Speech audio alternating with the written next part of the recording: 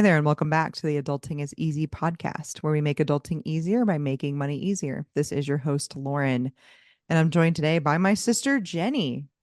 You're a junior at the University of Florida, mechanical engineering major. You're normally here just for the end of year type stuff, but I have called you up to the major leagues to help me out with a mid-year episode. Yeah, it's crazy. I feel like I'm upgrading. Yeah, it's summer, right? So I'm like kind of in between years right now, so it's kind of a weird thing. But yeah, so I'm excited to be back. Yeah, thank you for being here. And I sent you a very weird list of things. But our goal for today is to make adulting easier for listeners by discussing a personal finance topic, since managing money is a big part of adulting. So today, Jenny, I sent you a list of things. Do you have any idea what the topic is based on this no context list of 13 things that I gave you? It sounds like what people spend their money on most because like you got things that are like addictive substances on Okay. here, Okay. stuff like that. So it sounds Yes. like money is definitely affiliated with it, I think. Yeah. Financial incentive, yeah.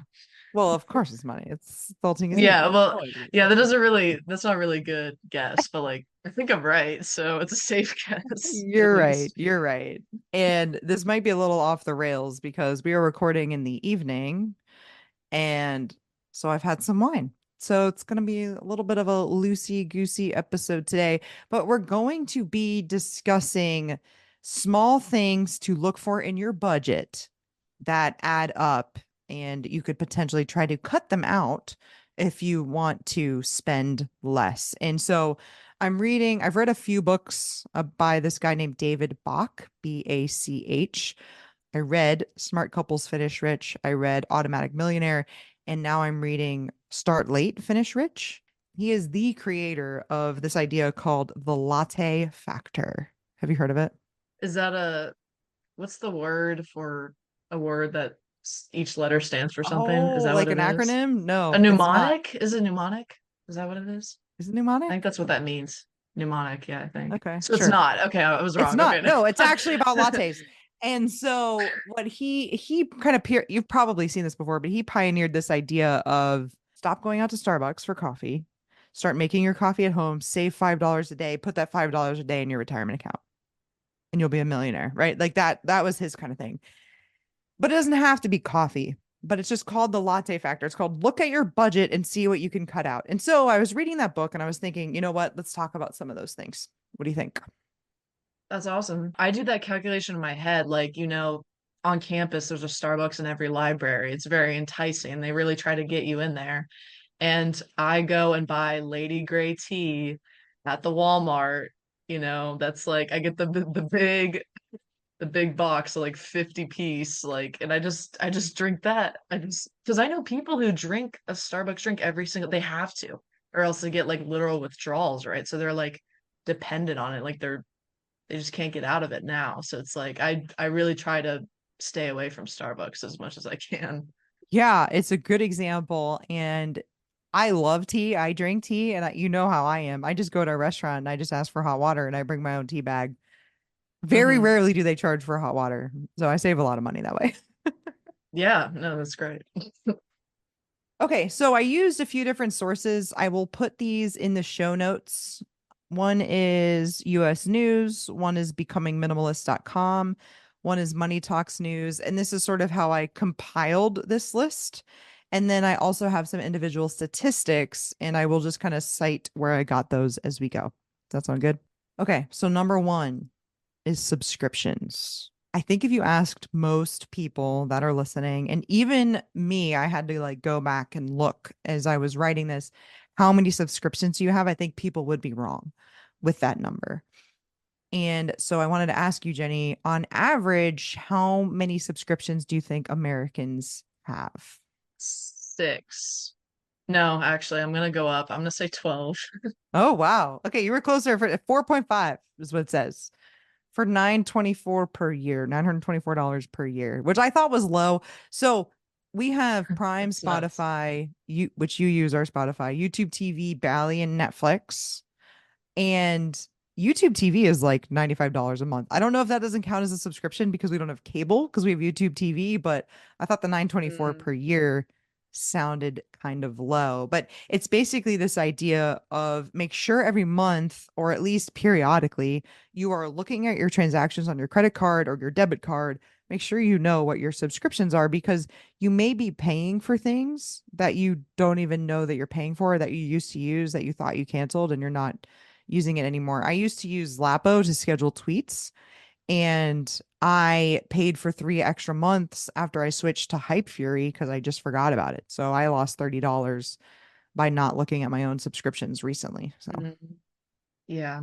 I one time forgot to unsubscribe from Study Edge, which was like a study material that is like not associated with UF, but they mostly just helped UF kids.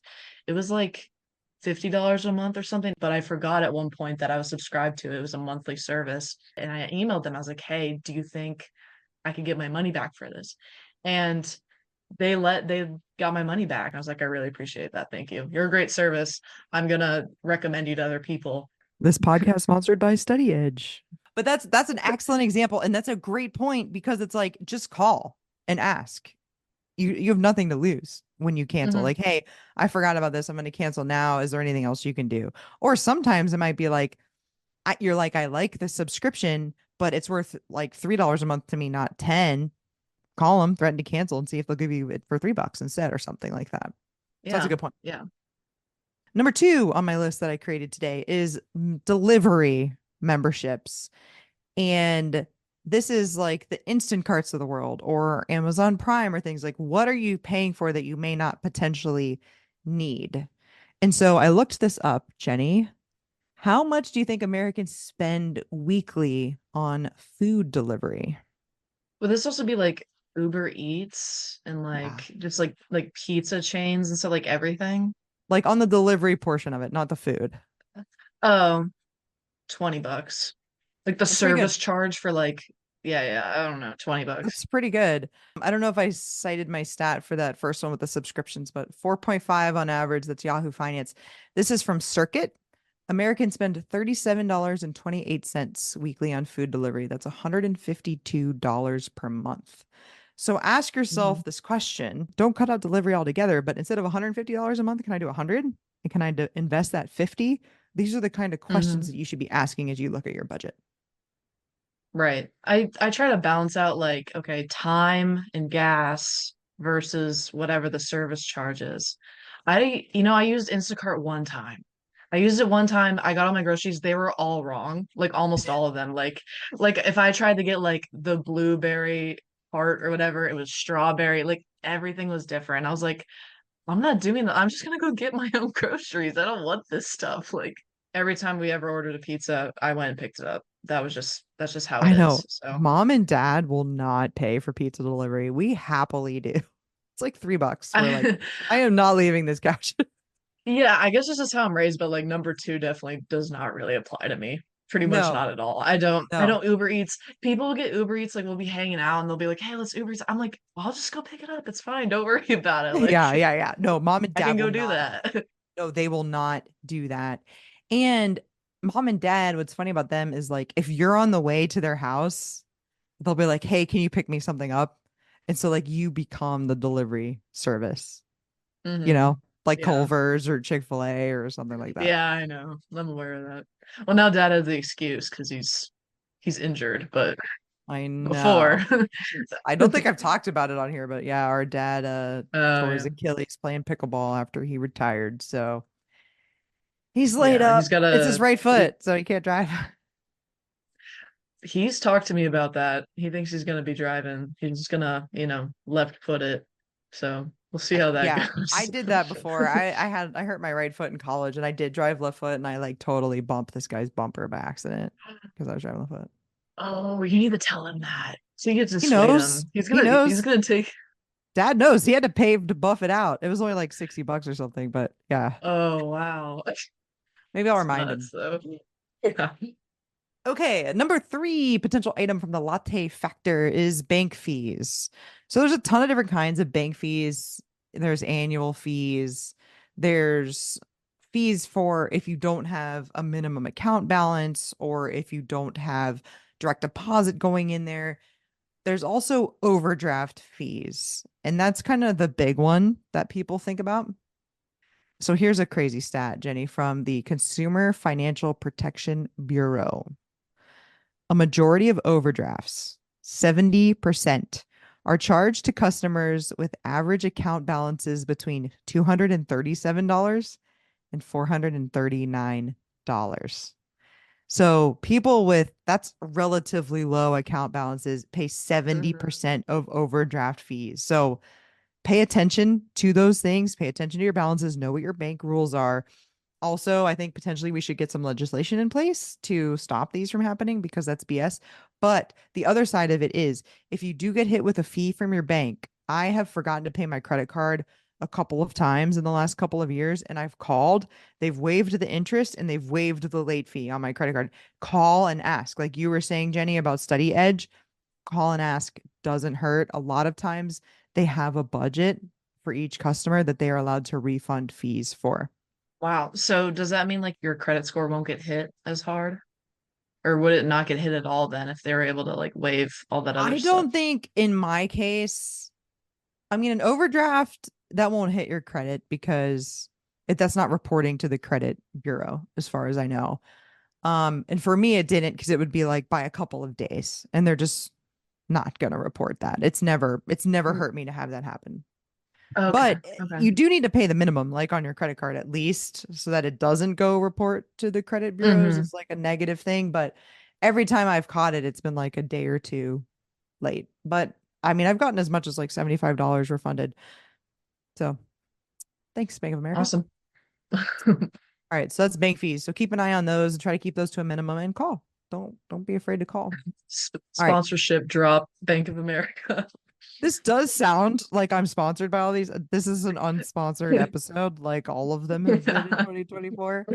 Times are tough, people. Interest rates are high. Okay, so number four of the latte factor things to look for, ways to save money, small things that add up over time, is data storage. And I do pay for this. I think I pay like 199 a month or something for something to Google. I think it's for my Google Drive. I have a lot of like pictures and stuff on there. So I think I pay 199 a month for that. That seems like a lot. What? No, a Dad does dollar all ninety this. nine. Sorry, does that sound like a lot? It was a dollar 99. I just want to make sure you know it's not 199. I was like, what?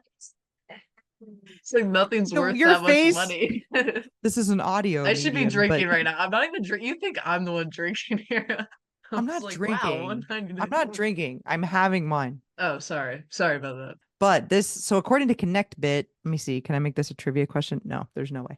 The global cloud storage market is expected to increase from 83.41 billion, so 83 billion in 2022 to 376 billion by 2029. That's insane. That's like four times as much in 7 years. Like storage is getting more and more expensive across the board. So keep an eye on that. Don't mindlessly Mhm. pay for storage for things. And I need to take my own advice on this one, I think. Yeah.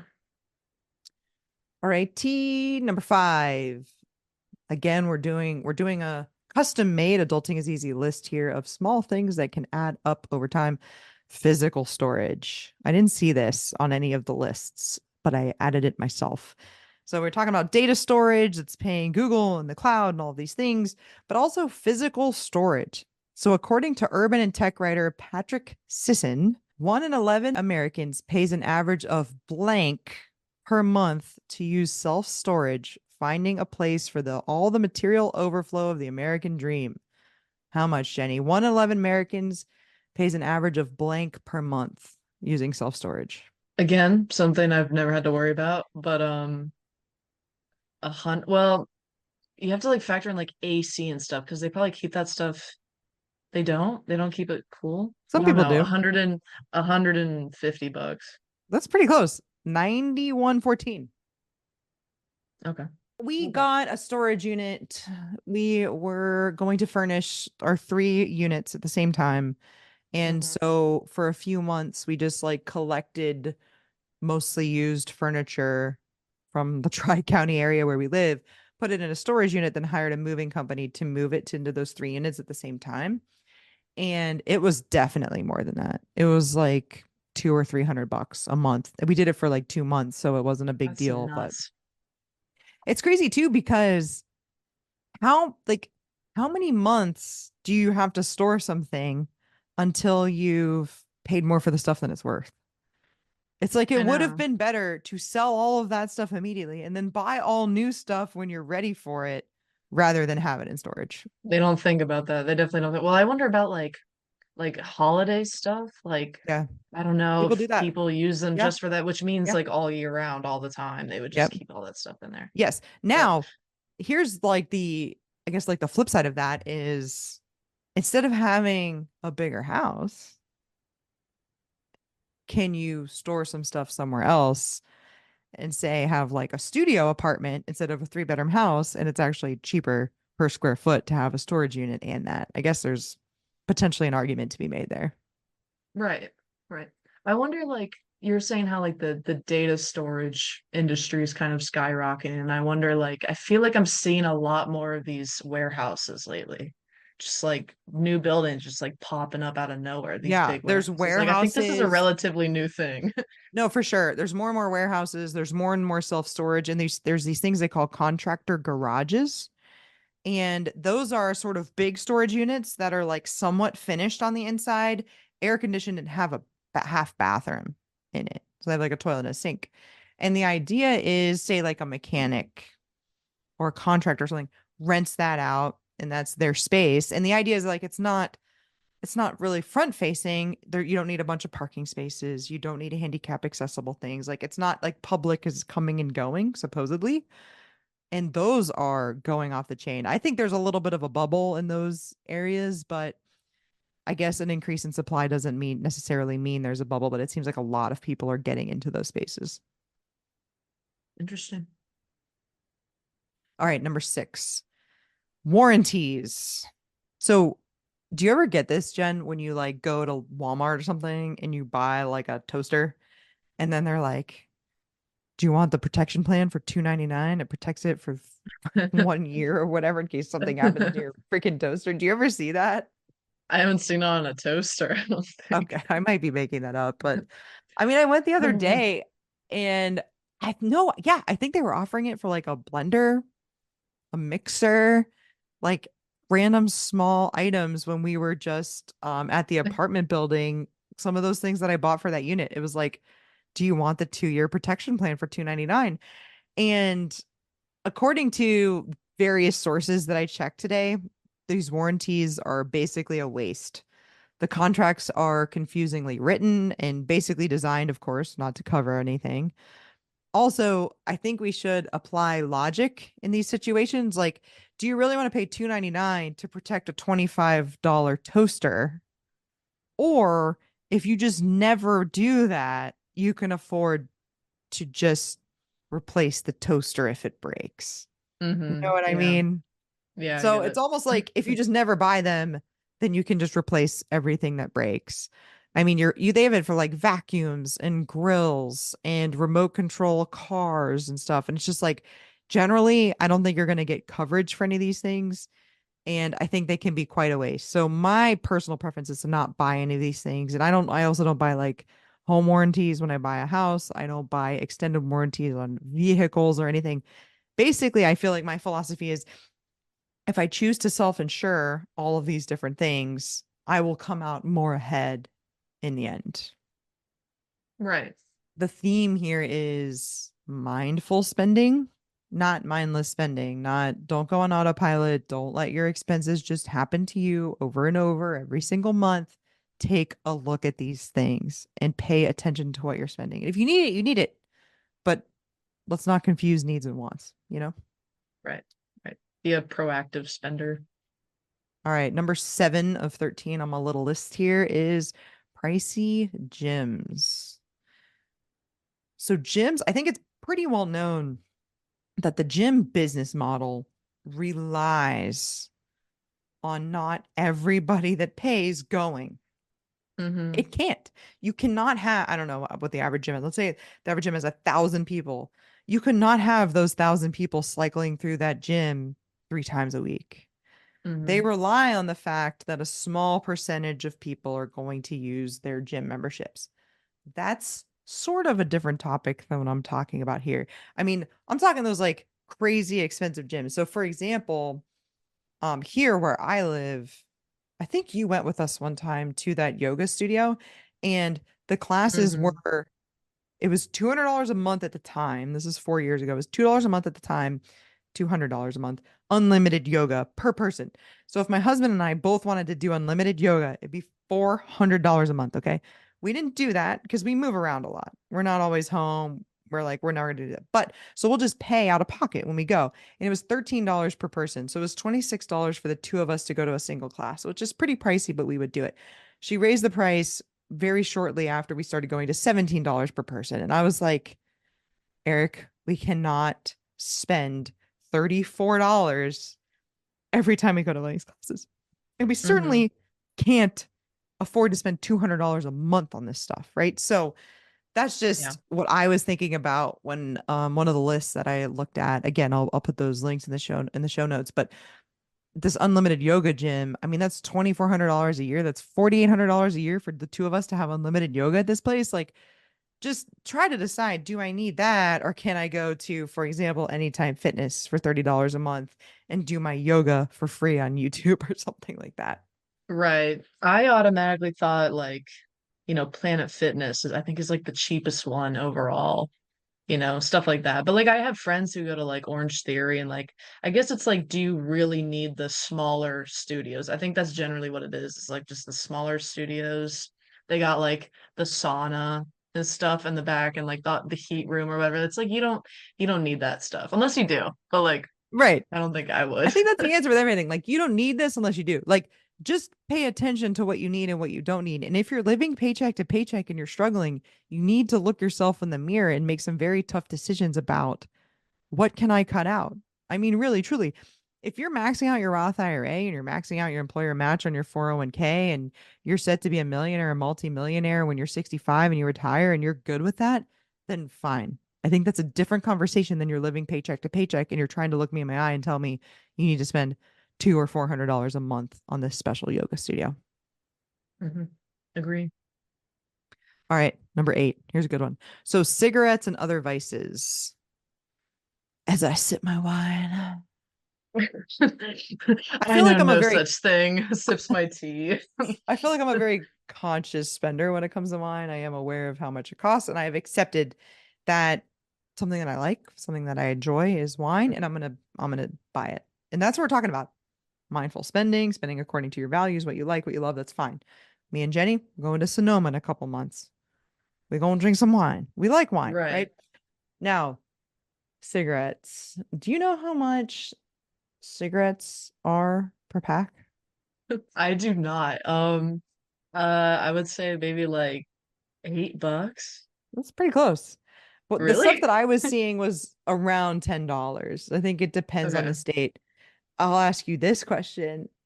When I was in high school, how much do you think cigarettes were per pack? $4. $3. Yeah. So they've like more than tripled. And I think there's a lot of like extra Hmm. taxes and stuff associated with that. But and a very famous thing is a pack a day. I'm a pack a day smoker, right? I don't think that's unusual for people that are big smokers. And so we're talking $10 a day for a pack of cigarettes. That's like almost $4,000 per year that you're spending on cigarettes. That's $1 million at retirement. If you quit smoking in your 20s and 30s, like, and just save that money instead, it's a big deal. And you'll be alive to retire. Isn't that cool? You'll be able to breathe You'll be freely. able to breathe. Yes. Yeah, You won't have an no. oxygen I tank. Yeah, so my initial reaction to this is like it's kind of dated. I'm just thinking, well, maybe it's not dated, it's just I'm not surrounded by like, the people who grew up in like the 60s where like cigarettes were pushed, right? Like I'm growing up, like I'm on campus now, like it's all about the vapes, the pens, That's bad the too. jewels. I know Same they're bad. thing. I'm just saying that's I not don't it's know not how much cigarettes those and are. we've moved. I don't know I how don't much either. the pen is or the cartridges, but same idea. I'm sure that those cost money and you could put that in your Roth IRA instead of Yeah, doing that. I'll look it up real quick, but like I have friends who go through cartridges in a couple days. Like it's nuts. Like they're just constantly hitting it. Okay, look it up. It's really bad. I'm curious how one cartridge relates to like a pack of cigarettes. You are part of that generation that like y'all just vape. It's bad. I mean, I just literally hung out with some friends the other day and they're talking about how vape cartridge $35. So, like not cheap. It's 20 to $60. That's vapes. So, I don't know what my friends do. It's different, but I mean, it's bad. One of my friends is like, "Oh, you got the blue raspberry. I've missed that so much. I need to get that again." Like they're clearly like, hooked on it, and it's just Yeah. kind of sad because Yeah. it doesn't do anything to me. Like the sickly sweet smell is just No, nasty. I don't know, it's that just was not worth it. weird. That whole thing was weird because I don't know what generation that is, the silent generation, the boomers, maybe even Gen X. It's like they smoked. And then I feel like millennials, we were the generation where it was like, F that. It's bad for you. We're not doing it. And then Gen Hmm. Z, y'all came along and were like, let's smoke, guys. Like it came out of nowhere. Let's But so let's you let's suck on a battery. yeah, Yeah, let's just literally. destroy ourselves. I mean, that's a very obvious thing. It's almost like the daily coffee at Starbucks. Very obvious thing that you know you're doing and you could cut out and actually would be better for you. All right, number Hmm. 9, eating out or takeout. All right. According to the Bureau of Labor Statistics, New Yorkers spend over blank per year eating out. Per year? Oh no. That's really hard. I read this and I thought, BS. No way. This is low. Okay, if I said $100 a week, that'd be 400 times 12. Okay, so that'd be 4,800. Dude, I'll just say 4,000. 5,000. It Dude, was that's what it said. 4,000? Yeah, according to the Bureau Okay. of Labor Statistics, New Yorkers I think spend it's over higher than that. 4,000 per year eating out. I feel like I spend more than that, 100%, no question. What? Yeah, for sure.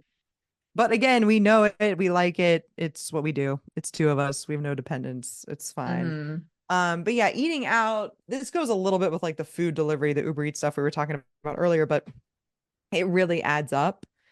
And Hmm. I just encourage anybody listening, even if you think you know what you spend eating out, go back through those statements and double check. That's just my advice because I bet you're low on that. Do you have any idea what you spend? Eating out, Yeah. very little, very little. Because I'll tell You're you, not you're I mean, what? You're not doing Chick-fil-A nuggets every day on campus like you were? I'm not. I did. I was doing that. That was like a way to like get me up earlier. It was like, okay, I'm gonna go get like chicken minis from Chick-fil-A and I'm gonna start my day early. Like that was kind of like my incentive. And I was doing that like 3, 4 times a day. You said 3, 4 times a I mean, day. so no, no, sorry. I meant yes, a week. I meant Like that's a lot of two, nuggies. 199 a month. What did you say? Or was it 299?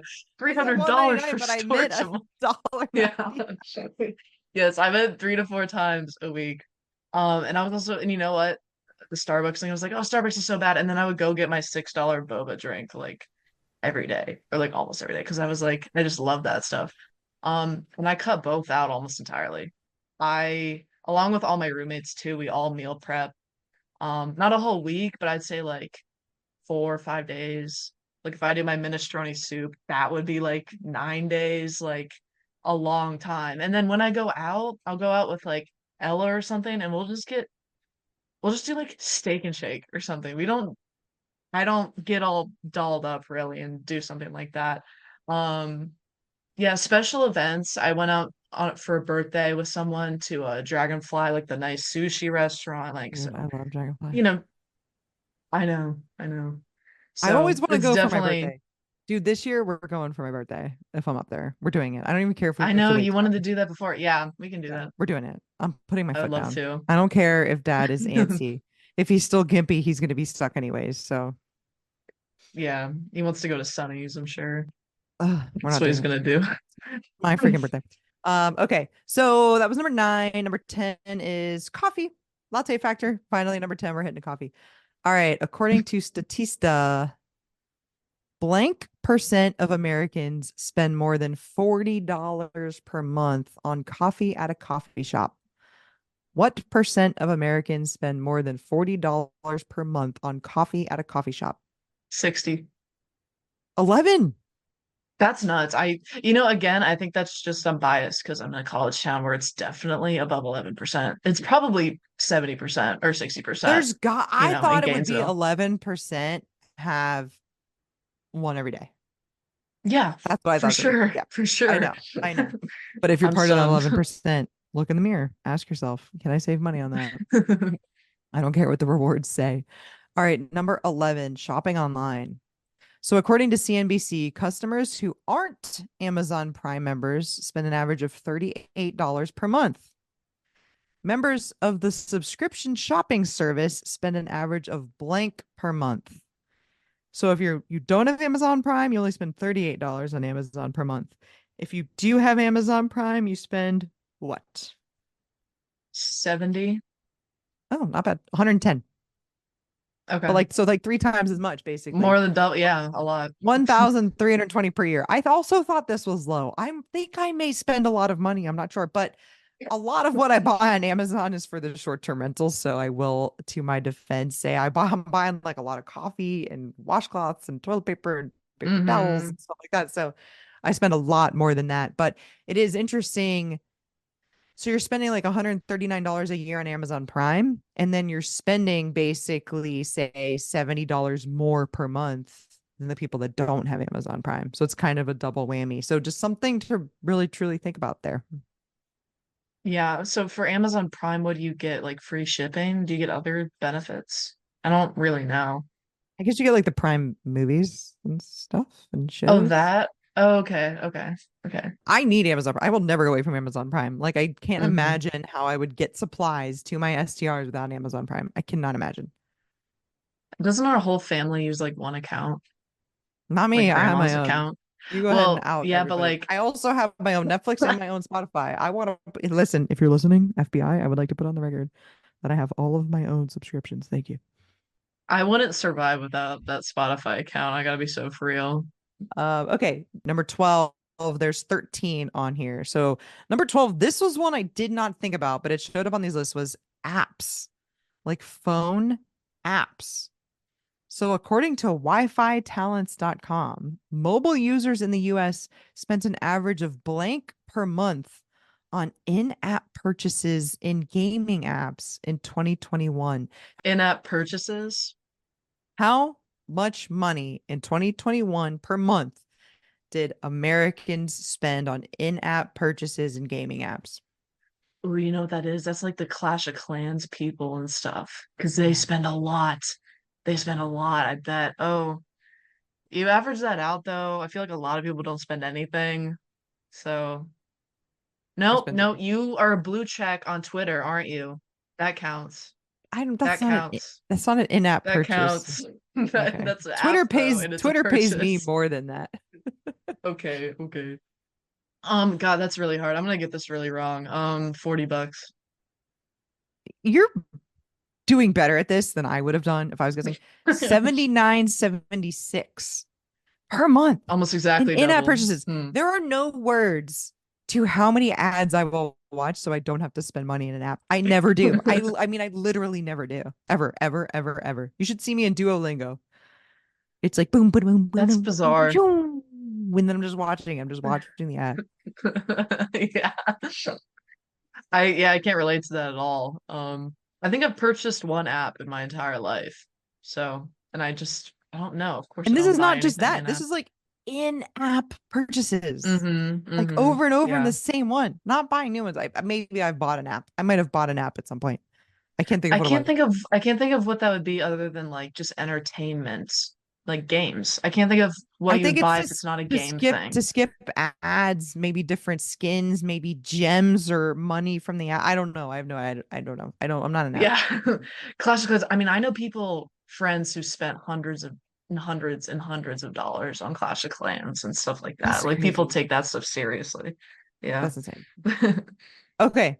Last one on my list here of things that add up, little things that add up over time.